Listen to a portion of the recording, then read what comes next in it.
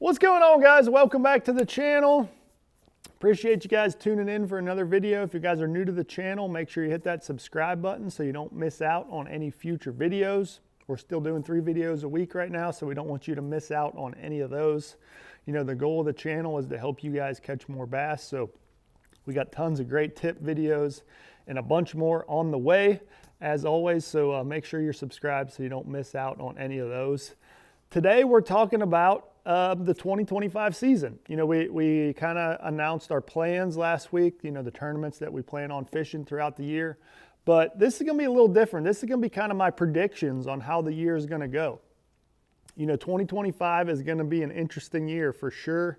You know, just letting things settle out with the sonar regulations, kind of see what the economy does. So it's going to be an interesting year for sure. So I'm going to make a few of my predictions on what I think and what I foresee happening this year, you know, in the tournament scene, on the Bass Pro Tour and with Major League Fishing, as well as kind of in the tackle industry and things like that. So hopefully you guys learned something from this video, and definitely curious to hear your thoughts on all of my opinions here on what I think is going to happen this year in 2025.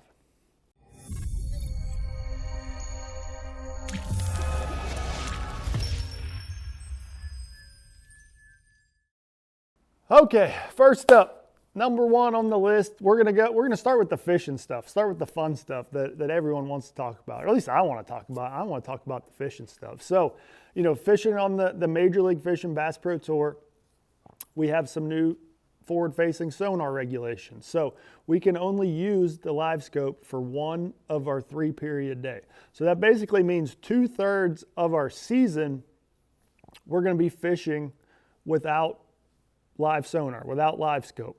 So we're going to have to resort to other techniques. So what you're going to see is a revival of some older techniques that you haven't really seen a whole lot the last few years. So number one on the list, you're going to see a bunch of fish caught on a crankbait. Let's see, do I have any laying here? You're going to see fish caught on all sorts of different crankbaits, from a square bill to a deep diver, a mid-range crankbait, all sorts of crankbaits. You're going to see a lot more crankbaits in play this year on the Bass Pro Tour. You know, the reasoning for that, I just got into it. We're not able to use the live sonar for 2/3 of our season, so there's going to be a lot of time where you're just kind of covering water in between places. I'm going to have a crankbait on my deck pretty much every tournament this year.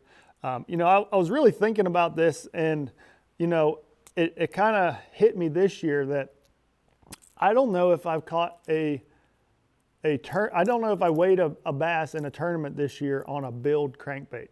I caught some on a lipless crankbait, but I don't think I caught any fish in a tournament this year on a crankbait with a lip. And that's definitely going to change heading into 2025. You know, this is a bait I can pick up and cover water. I mean, it's kind of going out, it's not really going out on a limb here. I mean, let's be honest. You know, the schedule lines up well for a couple crankbait tournaments.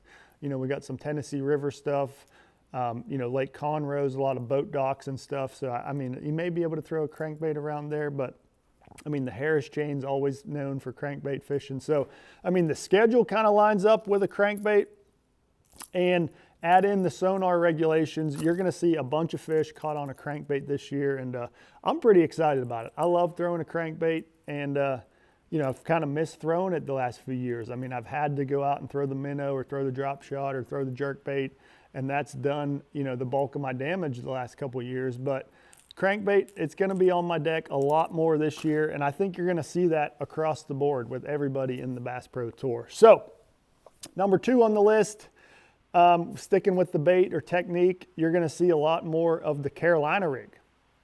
The Carolina rig, it's kind of like the crankbait. It's a great technique, a great way to just cover water and fish thoroughly on the bottom and feel what's going on down there. You know, we're losing our eyes underwater with the live scope, so you're going to need ways to feel what's going on down there, and that's where the Carolina rig comes in. So that's another bait that I plan on having rigged up for pretty much every tournament this year, is I'm going to be dragging around a Carolina rig a lot more. And I think you're going to see a lot of guys follow suit with that. It may not just be a Carolina rig. You know, you may see more football jigs or more, you know, other baits that get drug around, a shaky head, wobble head, things like that. But you're going to see a lot more baits that are actually on the bottom, that are dragging through and feeling what's going on down there, because that's the only way we can comprehend and figure out what's going on down there during the tournament when we don't have our live sonar on. So number 2 is the Carolina rig. Number 3, let's see, I made a list in my phone. I forget what we got here. Okay. Number 3, the other prediction for Major League Fishing more so is you're going to see the team series grow. I really think you're going to continue to see the team series events grow, get more coverage, get, you know, more resources behind them. I really think they're going to grow in 2025. You know, I know they had a great success this year, 2024. And, you know, I think they're just going to continue to grow into 2025. So I'm curious to see and excited to get to fish 1 or 2 of those this fall and see where they go. But definitely think the team series is going to continue to grow. All right, what else we got for predictions? Next up, number 4 on the list, I think you're going to see a few of the OG or the older pros kind of have a resurgence in their career and have some really good seasons. So you're going to see some names that you haven't seen at the top of the standings in quite some time really do well. I mean, this is kind of going out on a limb and being generic without dropping names, but let's see, one name that I'm thinking, let's see, we're going to see Mark Davis. Mark Davis is going to have a top 10 finish this year for sure. He is going to have a great season, and he'll probably be in the top 10 in the points. He's going to have a great year fishing. You know, it kind of goes back to what I said with the Carolina rig. He's known for dragging that Carolina rig, and I foresee him having a great year.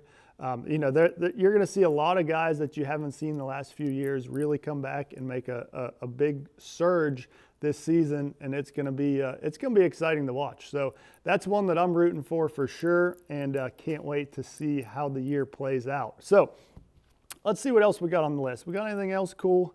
As far as the tackle industry, you're going to continue to see, you know, more baits designed for forward-facing sonar or, you know, finesse applications. You're going to see more minnows come to market, mainly because it takes a while to get these things to the shelves. You know, a lot of these baits that have went into design, you know, a year and a half, 2 years ago, and they're finally getting ready to launch this year in 2025. So you're going to see a lot more baits designed for forward-facing sonar, a lot new cool stuff. I mean, there's going to be a lot of cool stuff that comes out in the tackle industry in 2025. I know that's not really making a big prediction, but there's going to be some cool baits, maybe some groundbreaking. Should I even use the word the game changer? May see some game-changing baits come out, and I'm not using any inside knowledge on this at all, but there'll be a few cool new rigs for sure, and maybe may or may not be something from Core Tackle that may change the game. So you guys are gonna have to stay tuned to that and see if anything cool comes out. But I think it's gonna be a great year overall. Hopefully, you know, everything kind of settles down. Everyone finds their place with the sonar regulations, and everyone just has fun. You know, that's the goal of all of this. For me, you know, fishing tournaments is, I mean, at the end of the day, it's my job. It's what I do to make a living, but you got to have fun while you're doing it. And if you're not enjoying it, you're not going to do well. So I just want everybody to get out there, have fun, enjoy it, and, you know, fish to their maximum abilities and see where everything lays. So appreciate you guys tuning in for another video. Hopefully you guys learned something from this video. I'm curious to hear your thoughts on my predictions for the year. See if you agree, disagree, anything like that. Definitely curious to hear your guys' thoughts. So make sure you drop it in the comments. Appreciate you guys as always. Hit that like, subscribe, all that good stuff. And we'll see you guys next time.